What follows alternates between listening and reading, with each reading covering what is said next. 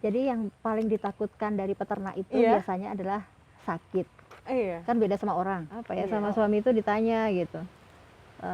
Mau nyerah apa gimana? Ya Waduh. kalau ada duitnya nggak nyerah bilangnya gitu. Iyalah, sampai udah ngomong kayak gitu ya Bu ya. Ya kalau ada uangnya sih saya jalan lagi gitu. Kata suami, uang itu mengikuti ide, kamu punya ide apa? Kayak Bahan. gitu. Nah jadi kan itu sebenarnya tantangan buat anak-anak muda, gimana caranya, oh saya bisa beternak, saya bisa bertani tapi sambil rebahan. Wow.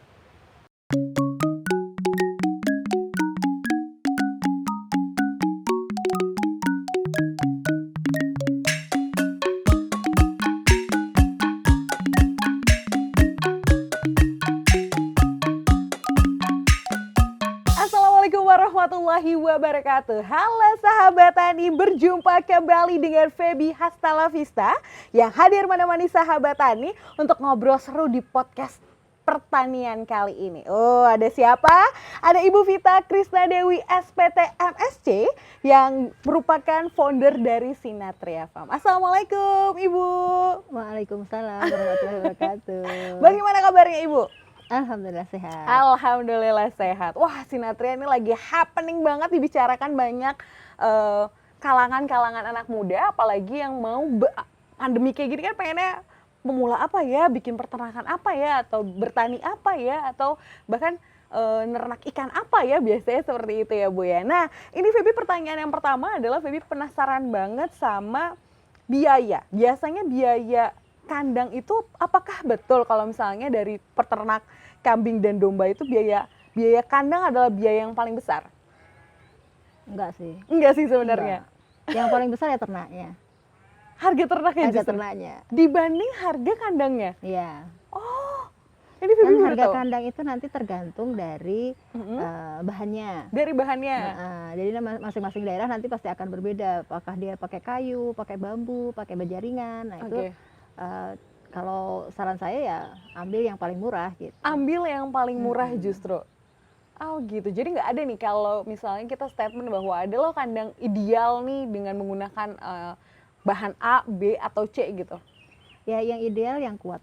Yang lama. ideal kuat dan tahan lama. Betul. Nah itu apa tuh Bu biasanya kandang dari bahan apa? Jadi misalnya gini, kalau dari bahan kayu ataupun bambu itu ya, biasanya yang dia sudah direndam dulu itu biasanya lebih kuat dibandingkan yang terus umur kayu juga ya, umur kayu, umur bambu kalau dia masih muda kan dia lebih gampang rentan, gampang patah, gampang mengecil kayak gitu.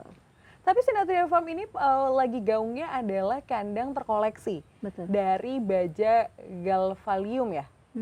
Betul ya Bu ya? Jadi kandang terkoleksi itu sebenarnya bahan apapun itu nggak masalah. Oh, bahan apapun nggak masalah. Tapi instalasi yang di bawahnya itulah yang disebut dengan instalasi terkoleksinya. Oh gitu, berarti salah paham dong selama ini. Karena kan seolah-olah bahwa pakainya harus pakai bajaringan gitu atau gimana gitu. Jadi sebenarnya bajaringan ini awalnya karena kita kan pengen coba aja. Oke. Awalnya karena kita kan di sini sewa nih. Kalau pakai kayu, kemudian kita cornya kan nggak bisa dipindah nanti. Oh, nah, sementara kalau pakai bajaringan kan dalam bayangan kita waktu itu mudah lah kita mau bongkar pasang, dan sampai saat ini pun kan kita gampang aja bongkar pasang, kemudian ada kerusakan juga nggak perlu harus bongkar semua kayak gitu. Oh iya, nggak perlu bongkar keseluruhan dari pondasi kandangnya gitu ya. Dan bisa dicicil bikinnya. Oh gitu. Jadi misalnya kita, saya baru sanggup bikin ukuran 3 meter nih misalnya panjangnya, ya udah 3 meter dulu, besok mau nambah lagi tinggal sambung. Kan beda kalau kandangnya dari kayu kan. Sambung menyambung jadi satu agak susah gitu. Sambung menyambung menjadi satu agak susah. Tapi kalau bajaringan lebih mudah. Jadi tergantung dari kebutuhan peternak itu sendiri. Betul. Berarti ya. Iya. Semua diukur dari kebutuhannya berapa, dari apa yang daerah juga mempengaruhi ya, maksudnya suhunya dan segala macamnya gitu. Iya.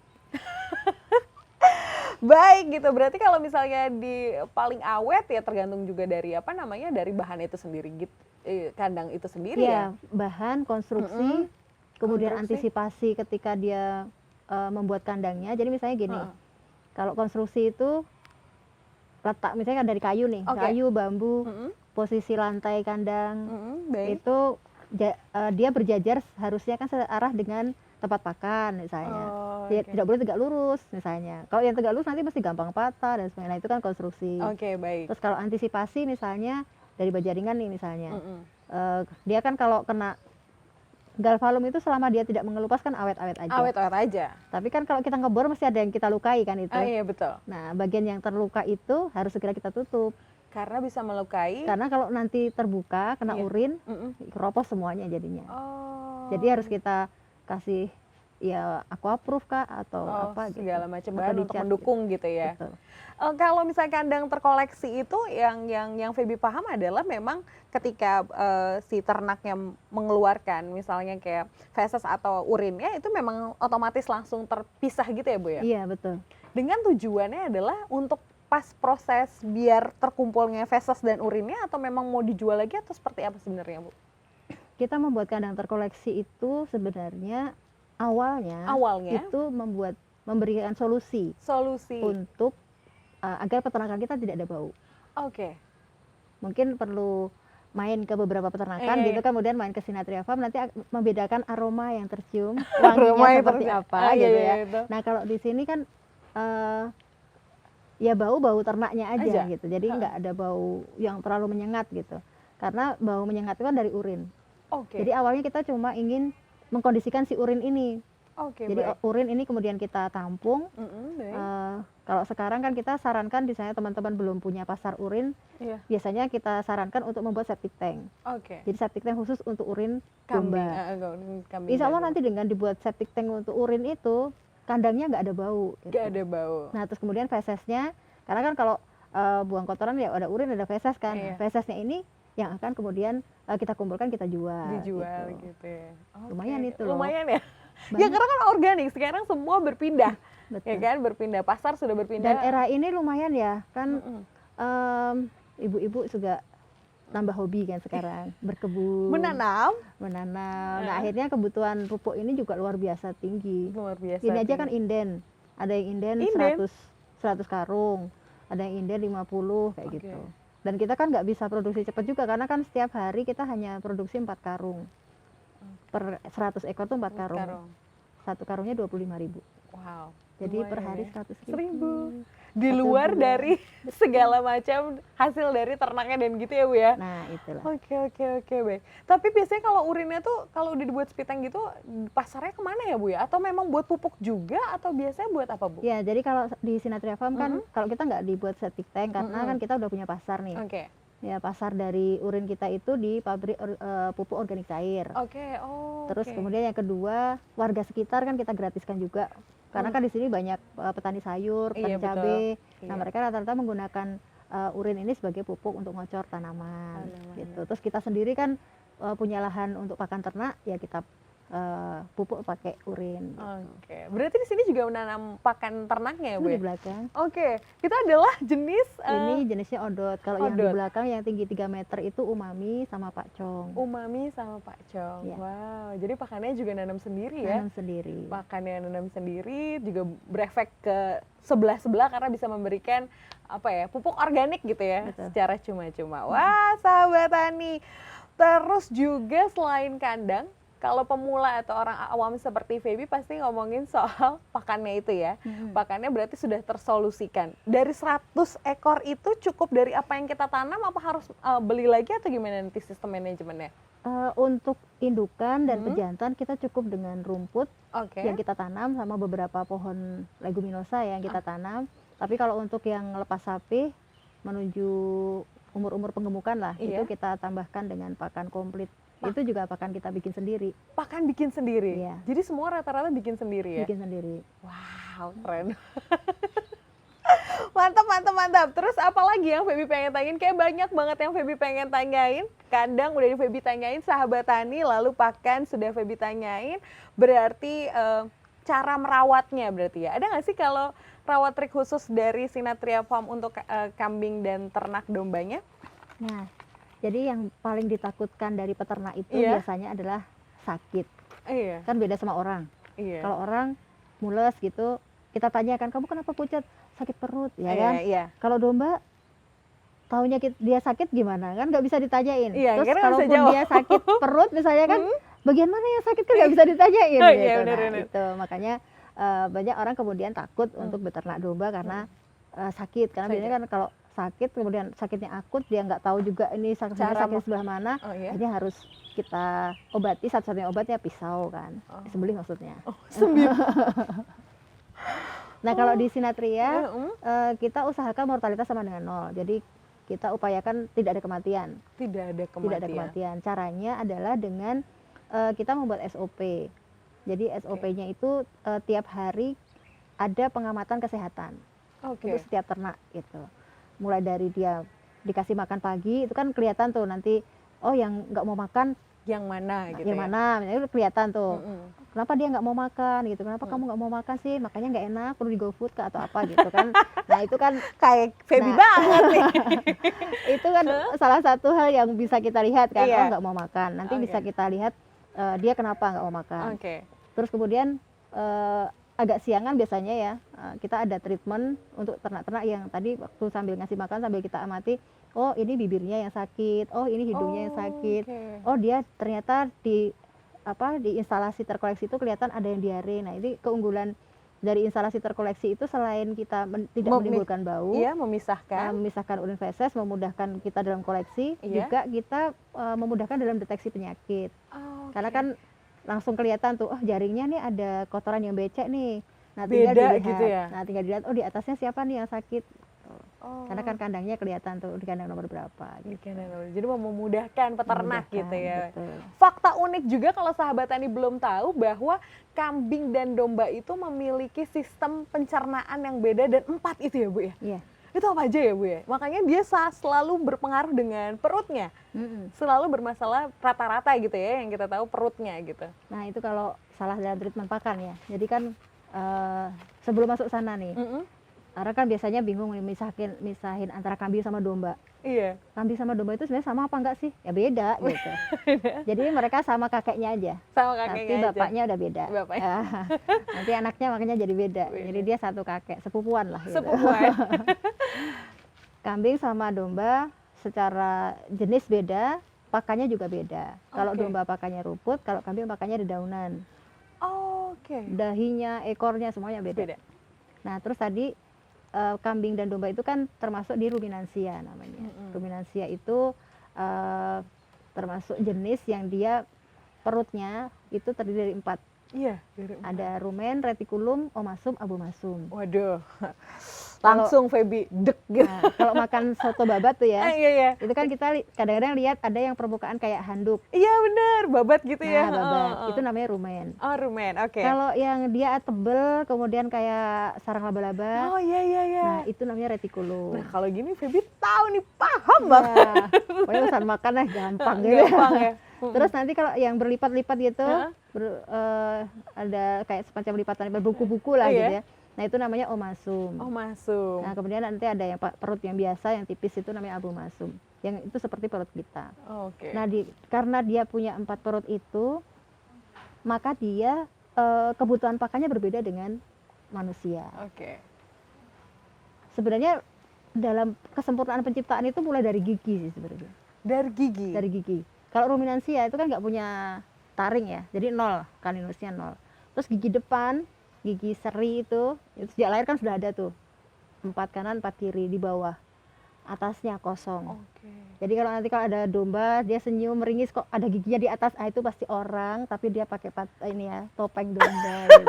Oke, sahabat tani, nanti kita lanjutin lagi untuk ngobrol-ngobrol seru sama Bu Vita.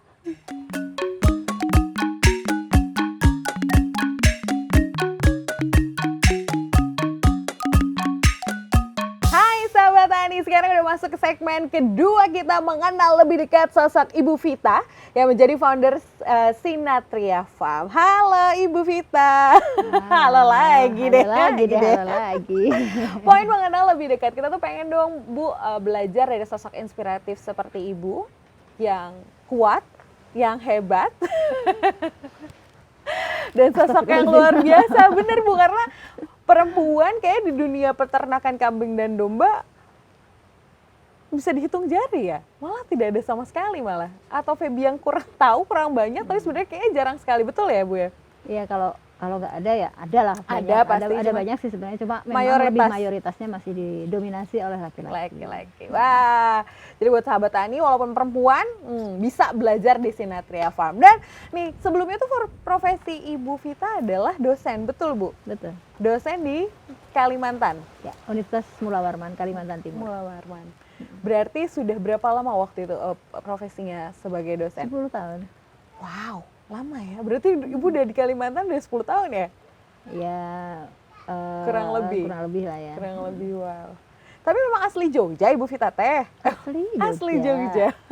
Asli Bantul. Asli Bantul, orang Bantul. Terus langsung proses belajar di Jogja langsung menjadi dosen di Kalimantan berarti prosesnya? Saya menjadi dosen di Kalimantan Timur tahun 2004. 2004? Iya. Tapi kan setelah S1 nggak langsung apply untuk jadi dosen tuh enggak. Karena waktu itu saya juga nggak ada mimpi jadi dosen sebenarnya. Nggak ada mimpi sama sekali? Nggak ada mimpi, nggak ada niat bahkan waktu itu.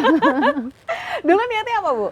Ya waktu itu kan saya bayanginnya nggak senang dengan pekerjaan-pekerjaan yang terikat ya dengan aturan-aturan tertentu gitu kan. Jadi saya pengen bebas, pengen menentukan kegiatan saya sendiri lah gitu. Nah tapi waktu itu kan lagi ada penerimaan PNS besar-besaran waktu itu tahun 2004. Kemudian di keluarga saya itu kebetulan belum ada PNS ya, anaknya bapak ibu saya. Nah, satu-satunya yang bisa diintervensi untuk bisa jadi PNS kayaknya ini nih, anak ketiga ini gitu. Nah akhirnya saya diminta sama ibu saya, udahlah daftar dulu. Nggak apa-apa Bu di Kalimantan, saya bilang gitu. Nggak apa-apa, itu kan masih di Indonesia ini gitu, masih terjangkau pesawat katanya. Jadi akhirnya saya coba apply ke sana dan alhamdulillah keterima. Wow. Gitu. Dan Aisyah bisa berproses menjadi founder Sinatria Farm itu seperti apa Bu prosesnya? Ya awalnya sebenarnya karena anak sakit ya. Anak saya sakit, kemudian harus full, saya benar-benar seminggu itu 3 kali bolak-balik Sarjito waktu itu. Sarjito, kemudian tahun kedua itu JIH, jadi bolak-balik lah gitu. Jadi akhirnya kan saya nggak mungkin nih kalau harus berstatus sebagai dosen tapi nggak ngajar. Nah, gitu. Akhirnya udahlah saya resign aja ya, saya bilang sama suami saya gitu. Kemudian suami saya, ya terserah kamu kayak gitu kan. Kalau suami kan nggak ada yang nyuruh kerja juga gitu kan. Jadi ya udah nggak apa-apa, yang penting bisa mengkomunikasikan ke ibu saya kan, bapak ibu saya gitu. Karena yang meminta saya jadi PNS kan bapak ibu. Saya jelaskan ke bapak ibu dan bapak ibu, ya udah nggak apa-apa, mau gimana lagi gitu kan. Akhirnya ya udah saya resign. Terus anak saya itu mulai pulih sekitar tahun, ya belum sembuh total sih, tapi udah mulai pulih kesehatannya itu 2015 dan 2016 waktu itu. 2016. Tapi kan intensitas saya ke rumah sakit itu sudah mulai berkurang. Nah, sehingga akhirnya waktu itu nggak ada kegiatan kecuali ya paling jabrian sama suami kayak gitu. Akhirnya suami saya, nggak ada apa kegiatan yang bisa dilakukan selain godain suami. Nah, akhirnya ada mahasiswa fresh graduate waktu itu mau beternak. Ya hitungan saya di atas kertas, udah oke nih. Dia ngajukan proposal, kemudian saya invest ke situ. Tapi waktu itu saya tidak ikut terlibat langsung di sana. Dan ternyata gagal. Jadi dalam waktu 1 tahun tuh ya sudah, uang habis gitu, tidak bisa kembali. Nah terus saya sama suami itu ditanya gitu, mau nyerah apa gimana? Waduh. Ya kalau ada duitnya nggak nyerah. Iyalah, saya udah ngomong kayak gitu ya Bu ya. Ya kalau ada uangnya sih saya jalan lagi gitu. Kata suami, uang itu mengikuti ide, kamu punya ide apa kayak gitu. Itu awalnya seperti itu sebenarnya. Jadi akhirnya saya kemudian saya punya ide besar gitu terkait dengan peternakan. Waktu itu saya kan sebenarnya ada minat ke sapi, ke domba, ke kambing, ada beberapa minat lah ya. Yang penting saya ingin mengaplikasikan ilmu karena saya emang alumni S1 S2 peternakan kan. Nggak mau lah ilmu saya ini sia-sia gitu. Betul. Terus akhirnya yang saya bisa komunikasikan dengan desa waktu itu, beberapa desa itu adalah peternakan domba, dan di situ integrasi antara pertanian, peternakan, perikanan waktu itu seperti itu. Kemudian kita juga dari situ saya sampaikan bahwa ini waktunya kita untuk merekrut anak-anak muda. Karena betul. Kita ada bonus demografi kan. Betul. 2020 itu puncak bonusnya kan sampai 2036. Kalau kita sampai anak-anak muda ini nggak kita rekrut, itu bahaya. Sayang gitu. banget dan bahaya banget kondisi Indonesia iya, sih. Nanti di 100 tahun Indonesia merdeka tahun 2045 bahaya kalau anak muda itu gagal di tahun ini gitu kan. Iya. Makanya kemudian banyak perangkat desa rata-rata oke, sepakat, ayo yuk kita ini. Iya. Masalahnya lahannya nggak ada. Nah, saya akhirnya dapat lahan di sini nih, awalnya sebenarnya bukan di sini tapi dapat tanah pelungguh lah dari salah satu perangkat desa Harjo Binangun. Cuma waktu itu karena warga tidak sepakat, akhirnya kita pindahnya dapatnya di sini. Wah, alhamdulillah, misinya luar biasa ya. Ya karena Febi juga nggak bisa bayangin kalau misalnya kita pun manusia personal, kalau terlalu tergantung pada orang lain, kita akan kecewa sih. Pada akhirnya kita akan kecewa. Apalagi Indonesia apa-apa tergantung sama luar, itu amat sangat bahaya sih. Bener nggak sih, Bu? Ya, kita dari bangun tidur sampai tidur lagi, coba ya. Kita bangun tidur nih. Oke. Terus kita mau ngeteh. Iya. Gulanya dari mana? Allahu Akbar. Yang logonya hijau ada ibu-ibunya. Nah, impor. Terus habis itu kita waktu ngeteh nih ditemenin sama pisang goreng, mendoan, atau roti biskuit. Terigunya dari mana? Impor lagi. Iya. Agak siangan dikit kita sarapan nih. Oh iya dong. Indonesia nih pasti nih, Indonesia nih. Sarapannya rendang. Rendang, Indonesia banget dong. Sapi. Dari mana sapi? Impor lagi, Bu. Jadi gimana ini ceritanya? Indonesia dengan kekayaan alam yang luar biasa, tanahnya luas, tapi kenapa impor kan gitu. Sementara pemudanya ternyata banyak banget loh. Iya, karena banyak banget kan yang nganggur, nggak punya kerjaan dan segala macam, menuntut nggak ada pekerjaan, banyak banget pengangguran gitu. Tapi lahan juga banyak yang tidak dikelola dengan baik gitu. Gitulah. Jadi sebenarnya kita tuh bisa nggak sih swasembada? Bisa, tapi semuanya harus bersatu gitu. Nah, itu yang kemudian memunculkan niat saya gitu. Ini kayaknya saya harus ngajak anak muda nih. Gimana caranya anak muda itu mau terlibat di peternakan? Betul. Kendalanya apa? Udah nggak usah dipakai riset. Yang namanya orang kalau dengar kata ternak, pertama kali yang teringat apa? Bau, jorok, nggak asik, ya kan? Nah, akhirnya kemudian kita bikin peternakan yang itu nggak bau dan asik untuk mau selfie juga bisa gitu lah. Mau ngobrol-ngobrol lama juga gak bisa masalah. Gitu ya. Nah, gitu. Iya sih, benar. Nah, itu kemudian obrolan dengan suami waktu itu, suami saya punya ide gimana kalau pakai tadi bajaringan kan. Bajaringan kan kita bisa bongkar pasang, terus kemudian bawahnya selat plastik kan lebih mudah di ini, dan kayaknya bagus deh kalau buat anak-anak muda itu cocok gitu.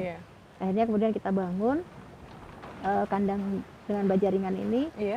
Dan ternyata dampaknya luar biasa. Betul. Kita nggak nyangka waktu itu, ternyata luar biasa gitu. Allah kasih jalan kan. Allah kasih jalan. Oh, ternyata begini, ini inspirasinya ternyata dapat kita. Hanya kita pakai kandang bajaringan ini yang kemudian booming kemana-mana, dan tanpa kita sangka-sangka anak-anak muda banyak yang datang ke sini. Minimal awalnya selfie dulu di kandang umbaran. Benar. Berasa di luar negeri nih, kayak gitu kan. Domba-domba dikeluarin terus dia bisa, udah itu. Awalnya kayak gitu, terus lama-lama mereka bertanya, gimana sih, bisa nggak sih, mudah nggak sih? Itu sebelum pandemi ya. Akhirnya banyak orang, bahkan kita kunjungan itu kalau hari weekend tuh mengerikan itu. Satu hari itu bisa 100-an orang lebih ya, dalam satu hari itu kalau weekend. Kalau hari-hari biasa sih kita weekday itu ya sekitar 50-an orang gitu. Itu waktu sebelum pandemi. Nah, pada waktu udah masuk pandemi, kita kemarin bulan Oktober, November itu aja kan jumlah tamu kita sekitar 800-an orang satu bulan ya. Satu bulan 800 orang. Satu bulan 800 orang. Sahabat Tani juga kalau misalnya main Sinatria, Febi kaget karena banyak banget anak muda nih, cakep-cakep banget. Berarti Ibu membuka magang gitu ya, Bu ya? Maksudnya magang siapapun yang mau belajar tuh bisa ya, Bu ya, di sini ya? Jadi kalau dari pengen pesantren magang juga kemarin dengar katanya dari anak-anak pesantren, dari anak SMA. Jurusan nggak peternakan juga nggak masalah, yang penting mau belajar gitu. Kenapa kok saya mau buka pelajar itu ya? Betul. Itu kan gini, sebelum pandemi itu kan udah banyak sebenarnya yang belajar ke sini. Tapi setelah masa pandemi ini, saya agak khawatir. Khawatirnya kenapa? Karena banyak yang teman-teman yang misalnya dapat pesangon lah ibaratnya ya. Dia kena PHK, kemudian dapat pesangon. mungkin nggak seberapa, mungkin sekitar 150 sampai 100 jutaan. Bagi dia mungkin itu kan adalah uang yang dia kumpulkan bertahun-tahun gitu kan. Kemudian karena dia lihat YouTube misalnya kan, wah ini kayaknya bagus sih, prospek nih, saya mau beternak. Dia bikin kandang, isi ternak.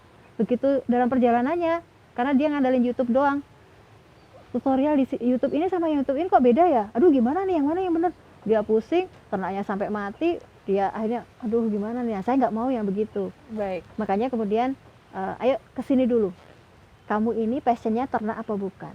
Oke. Bisa ketahuan Bu passionnya ternak apa bukan? Bisa. Dari? Di sini ada namanya kegiatan magang pribadi namanya. Oke. Ini ada magang pribadi, ada magang khusus. Kalau magang khusus itu sampai 1 bulan. Kalau magang pribadi itu hanya sekedar uji nyali. Oh. Jadilah peternak di Sinatria selama 1 pekan. 1 minggu aja? 1 pekan. Mulai dari sanitasi, ngasih makan, treatment ke ternak, mandikan, nyukur, dan sebagainya, dia praktek semua. Oke. Kalau ternyata di situ dia, oh saya kayaknya oke deh, ayo kita lanjut belajar untuk manajemennya. Baru seperti itu. Tapi kalau enggak, di sini ada yang baru 1 hari udah pulang. Baru 1 hari udah pulang? Mending begitu kan, daripada dia udah terlanjur, saya mau jadi peternak nih, kayaknya gampang kok. Uang diinvestasikan untuk bikin kandang, diisi sekali, udah tutup kan sayang. Iya benar. Nah mending uji nyali dulu kan. Di sini uji nyali dulu. Toh di sini kan gratis semuanya lah, magang gratis, belajar juga gratis, nggak masalah, nggak ada beban lah gitu. Cuma memang harus antri, sabar gitu, karena memang waiting listnya banyak gitu. Tapi katanya tiap hari Selasa, Rabu, Kamis bisa belajar gratis di sini, atau harus daftar dulu apa memang langsung datang gitu Bu? Ya karena ini PSBB ya. Selama pandemi kan kita batasin, muridnya itu maksimal cuma 20 orang. Jadi akhirnya ya mau nggak mau tetap harus daftar dulu. Tetap harus daftar dulu. Jadi nanti diantrikan di tanggal berapa kayak gitu. Selain uji nyali, manajemen diri apa yang harus dimiliki peternak kambing dan domba? Ya yang pasti niat ya. Yang pasti niat. Niat dulu. Kalau emang dari awal tuh cuma kayaknya iya enggak ya jangan, kalau iya atau enggak gitu. Jadi mantapkan dulu niat. Dengan apa ya, datang aja pokoknya ke peternakan nanti akan muncul atau enggak niatnya. Kalau ternyata dengan datang ke peternakan kok wah saya tambah lemes nih, ya udah nggak usah. Tapi kalau dengan datang ke peternak, wah kayaknya tambah semangat nih saya, ayo kita beternak. Dan peternakan ini kan tidak harus bermodal besar. Tidak harus bermodal besar. Saat ini saya bahkan mengajak anak-anak muda itu, kita modal seadanya saja kita bisa beternak. Wih, sahabat tani, modal seadanya saja bisa beternak. Dan nanti kita lanjut lagi ke segmen 3. Dadah!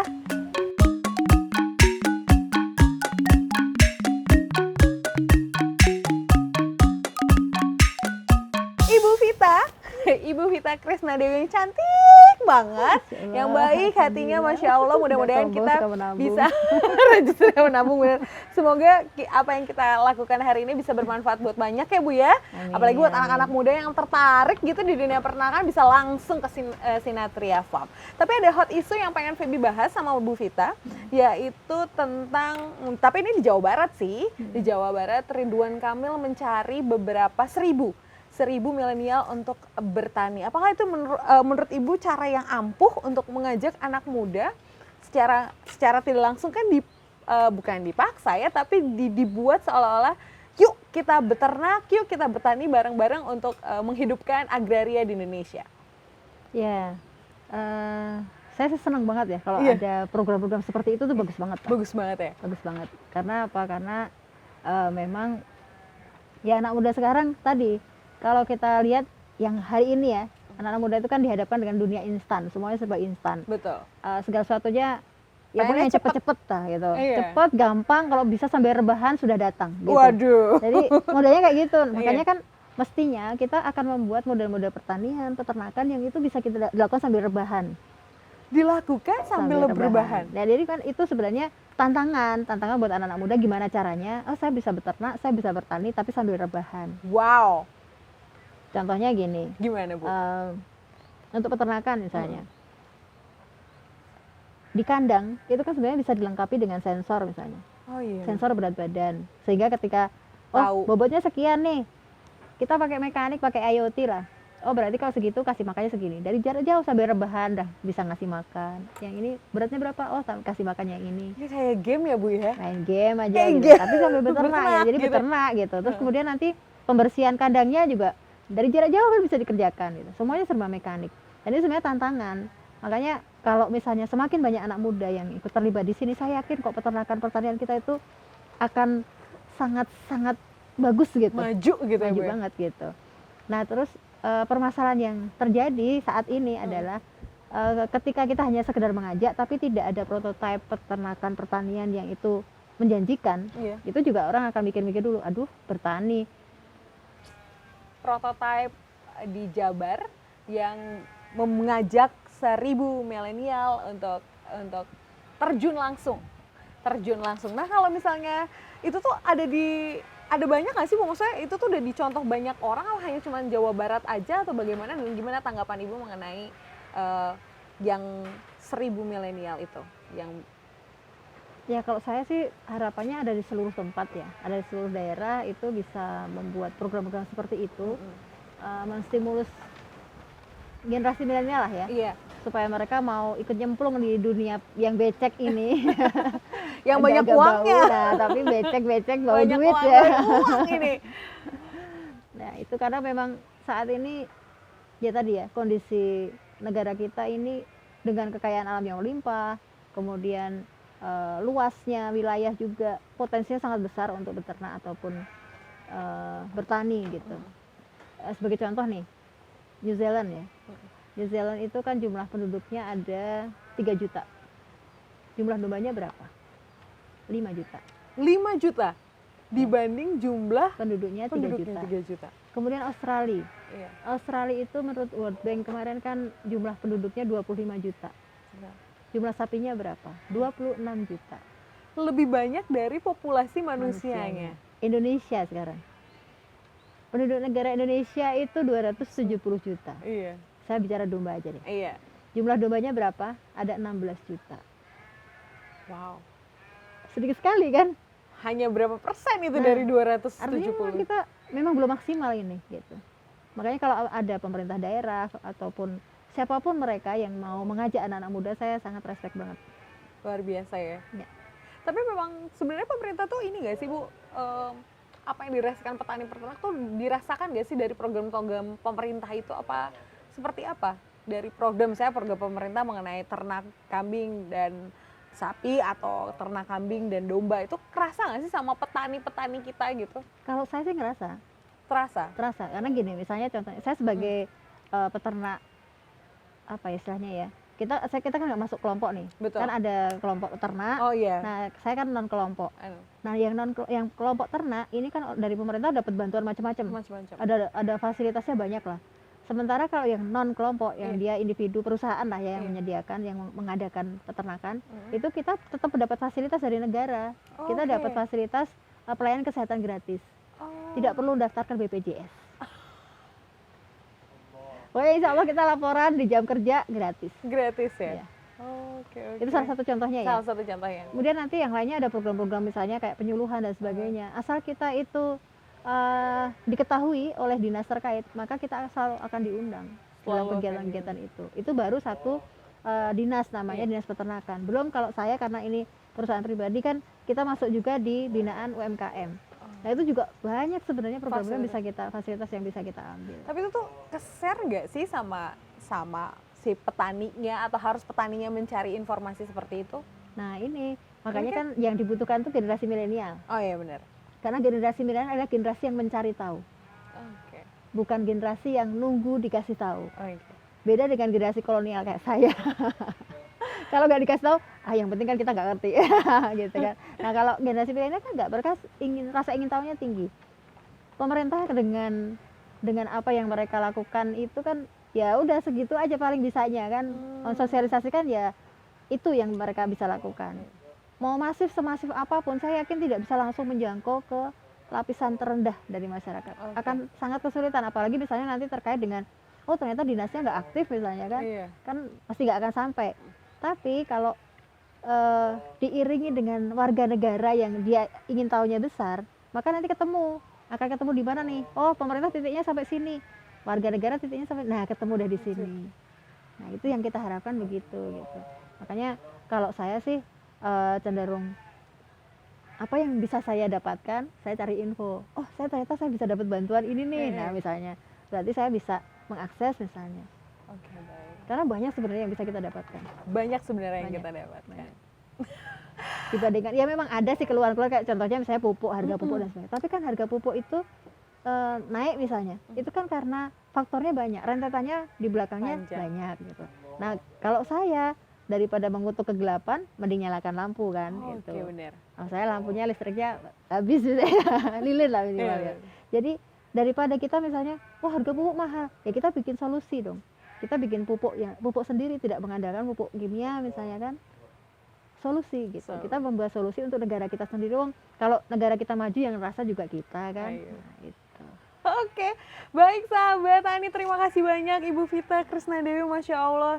Hari ini dapat ilmu hidup yang luar biasa, dapat pandangan juga yang luar biasa, bikin membuka kita lebih terbuka terhadap pertanian, peternakan, dan segala macam. Terima kasih Ibu Vita. Dan sahabat Tani, terima kasih banyak sudah menyimak podcast kali ini. Terima kasih banyak, jangan lupa like, comment, and subscribe. Sampai jumpa. Dadah!